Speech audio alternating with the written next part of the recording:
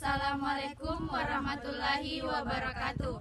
Pertama-tama kami mengucapkan terima kasih kepada dosen mata kuliah Manajemen Agribisnis, Ibu Dr. Anda Insinyur Nuraini MS. Kami dari Fakultas Pertanian jurusan Agribisnis Universitas Muslim Indonesia, di mana Fakultas Pertanian memiliki dua jurusan, yaitu Agribisnis dan Agroteknologi. Kami dari kelompok 1 akan memaparkan tentang komoditi jagung. Adapun anggota kelompok kami yaitu saya sendiri atas nama Widya Ayu Salsabila, Stanbook 083 2019 0001, kelas B1 Agribisnis. Saya Beseres Kenesam, Stanbook 083 2019 0087, kelas B1 Agribisnis. Saya Elsa Fauzia Febriati, Stanbook 083 2019 0014, kelas B1 Agribisnis. Saya Anissa Latif, Stanbook 083 2019 0005, kelas B1 Agribisnis. Saya Nur Fadila, Stanbook 083 2019 0006 dari kelas B1 Agribisnis. Jagung merupakan salah satu tanaman pangan dunia yang terpenting selain gandum dan padi. Penduduk beberapa daerah Indonesia juga menggunakan jagung sebagai pangan pokok. Selain sebagai sumber karbohidrat, jagung juga ditanam sebagai pakan ternak, hijauan maupun tongkolnya. Diambil minyaknya dari biji. Dibuat tepung dari biji dikenal dengan tepung maizena. Dan bahan baku industri dari tepung biji dan tepung tongkolnya. Tongkol jagung kaya akan pentosa yang dipakai sebagai bahan baku pembuatan porfural. Jagung yang telah direkayasa genetika juga sekarang ditanam sebagai penghasil bahan farmasi. Komoditi jagung adalah komoditi multi-purpose yang mempunyai banyak produk turunan apabila diolah. Diperkirakan 2-3% produksi jagung untuk konsumsi rumah tangga, selebihnya untuk industri seperti pakan ternak, tepung jagung maizena, minyak jagung, dan etanol. Karena banyaknya penggunaannya baik sebagai pakan ternak, pakan manusia, dan BBM, maka permintaan dunia akan jagung adalah sangat besar. Dengan adanya potensi besar dari segi peningkatan suplai dan potensi besar permintaan dunia, maka diperkirakan terdapat peluang besar untuk mengembangkan agribisnis jagung. Proses budidaya tanaman jagung. Pertama, memilih bibit jagung. Sebaiknya memilih bibit jagung yang berkualitas unggul atau merek terkenal. Hendaknya jagung yang akan digunakan sebagai bibit diambil dari batang yang sehat, besar, dan bebas dari hama dan penyakit. Pilihlah tongkol atau buah jagung yang masih terbungkus rapat jika Anda menggunakan bibit buatan sendiri. Dari buah jagung tadi, sebaiknya ambil biji pada bagian tengahnya sebagai bibit. Pengelolaan tanah.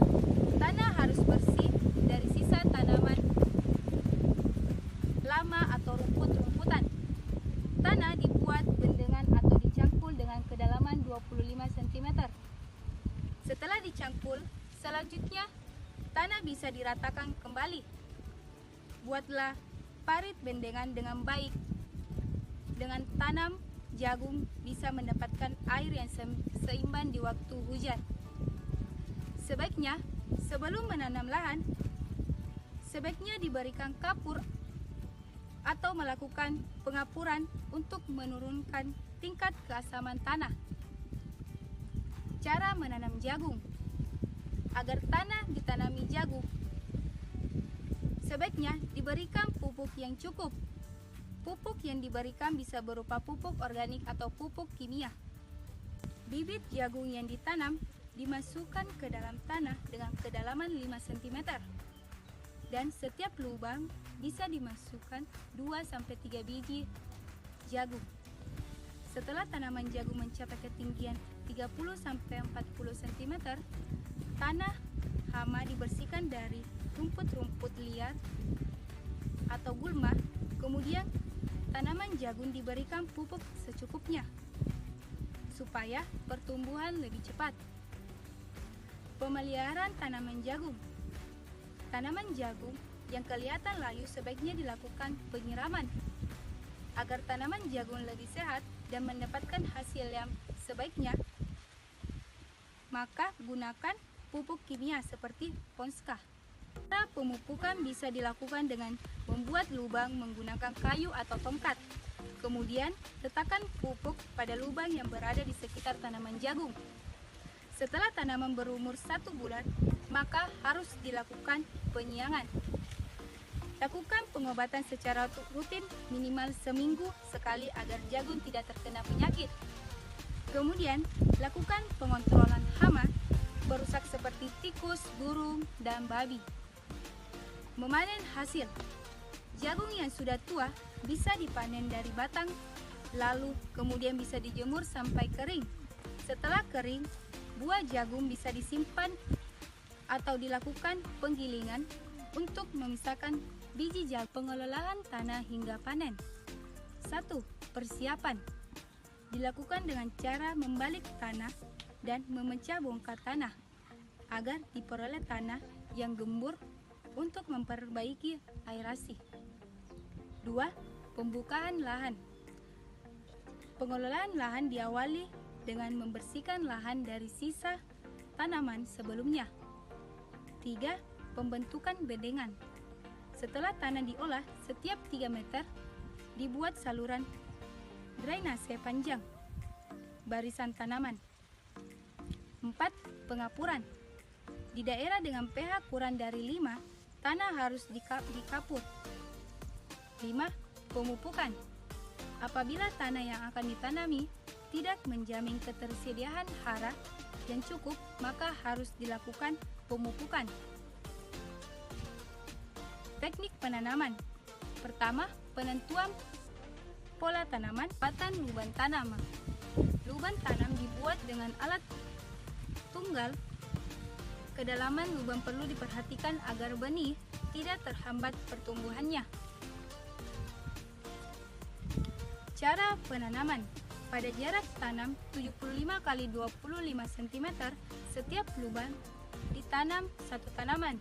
Dapat juga digunakan jarak tanam 75 x 50 cm. Di lahan sawah irigasi, jagung biasanya ditanam pada musim kemarau. Di sawah tada hujan, ditanam pada akhir musim hujan. Di lahan kering ditanam pada awal musim hujan dan akhir musim hujan. Pemeliharaan. 1. Penjaraman dan penyulaman. Dengan penjaraman, maka dapat ditentukan jumlah tanaman per lubang sesuai dengan yang dihendaki. Penyiangan. Penyiangan bertujuan untuk membersihkan lahan dari tanaman pengganggu atau gulma. Pembubunan. Pembubunan dilakukan bersamaan dengan penyiangan dan bertujuan untuk memperkokoh posisi batang. Pemupukan. Dosis pemupukan jagung untuk setiap hektarnya adalah pupuk urea sebanyak 200 sampai dengan 300 km. Hasil panen jagung tidak semua berupa jagung tua atau matang fisiologis, tergantung dari tujuan panen. Lembaga penunjang terkait mempunyai 2, yaitu lembaga di luar petani dan lembaga di tingkat petani. Lembaga di tingkat petani terdiri dari kelompok tani dan koperasi. Lembaga di luar petani seperti pemerintahan, lembaga keuangan, perusahaan, dan lain-lain. Proses pasca panen. Yang pertama, panen. Dalam panen, aktivitas yang dilakukan yaitu penentuan waktu panen, pemungutan hasil, pengumpulan, dan pengangkutan. Yang kedua, pengupasan. Aktivitas yang dilakukan dalam pengupasan yaitu pelapasan kulit, pemisahan jagung yang baik dan yang rusak. Selanjutnya, pengeringan. Aktivitas yang dilakukan yaitu angkut tongkol ke tempat pengeringan dan pemrosesan hasil pengeringan. Ya, selanjutnya pemipilan. Aktivitas yang dilakukan yaitu memipil tongkol, memisahkan biji dari kotoran, memproses jagung pipilan kering. Selanjutnya penyimpanan. Aktivitas yang dilakukan dalam penyimpanan yaitu menyimpan biji dalam ruang penyimpanan untuk mempertahankan mutu. Selanjutnya pengangkutan. Yang dilakukan dalam proses pengangkutan yaitu pengeringan biji dan pemindahan untuk proses selanjutnya. Yang terakhir yaitu klasifikasi dan standarisasi mutu. Umumnya, sistem agribisnis yang dilakukan oleh petani antara lain meliputi 1. Subsistem pasokan input, pembuatan, pengadaan, dan penyaluran sarana produksi pertanian. Sarana produksi pertanian ini diperoleh oleh petani dan sistem pembelian atau dengan bantuan dalam bentuk kemitraan.